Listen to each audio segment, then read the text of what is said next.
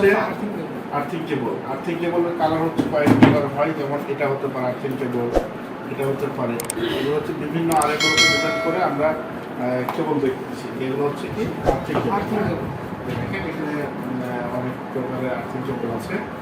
আর এটা কি কেবল? এটা হচ্ছে না, এটা হচ্ছে ফ্লেক্সিবল কেবল, এটা হচ্ছে ফায়ার কেবল। ফায়ারে যেটাই আপনার পাওয়ার ডিস্ট্রিবিউশন হয় বা আমরা এক স্থান থেকে আরেক স্থানে ইউজ করি, সেটা এই কালার হয়, রেড কালার। তারপর হচ্ছে সেটা কমিউনিকেশনের জন্য এটা ব্যবহার করে হার্ড কেবলটা, এটা হচ্ছে ফায়ার কেবল। হ্যাঁ, এগুলো হচ্ছে ফায়ার কেবল। তাহলে এটা হচ্ছে এটা। আর এগুলো হচ্ছে BYA কেবল। এই যে এটা হচ্ছে কি করতে হয়, এগুলো দেখেন এখানে লেখা আছে 1.5। এখানে কি কেবল? এটা NYY কেবল না BYA কেবল? এটা হচ্ছে BYA কেবল, ঠিক আছে। আর এটা কি কেবল? এটা হচ্ছে আমাদের NYY কেবল। এটা হচ্ছে NYY কেবল। এগুলো হচ্ছে ইন্ডাস্ট্রিয়াল কেবল, NYY কেবল। এগুলো হচ্ছে ডাবল ইনসুলেশন, এগুলো হচ্ছে গ্রাউন্ডিং কেবল করা, ঠিক আছে।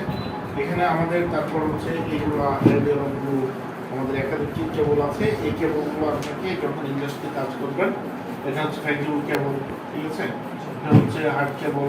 এই যে আপনার প্রত্যেকটা খেয়েগুলোর উপর ডিপেন্ড করে কেবল আপনার নাম চেঞ্জ হয়ে যাবে, ঠিক আছে। ওনার চেঞ্জ হয়ে যায়। তো এটা 400 RMS কেবল।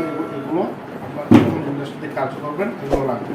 এগুলো হচ্ছে কেবল লাক্স কাইন্ড অফ কেবল। এগুলো যখন আপনি আরও কাজ করবেন, এগুলো সবগুলো নিয়ে কাজ করতে হবে, ঠিক আছে। আল্লাহ হাফেজ।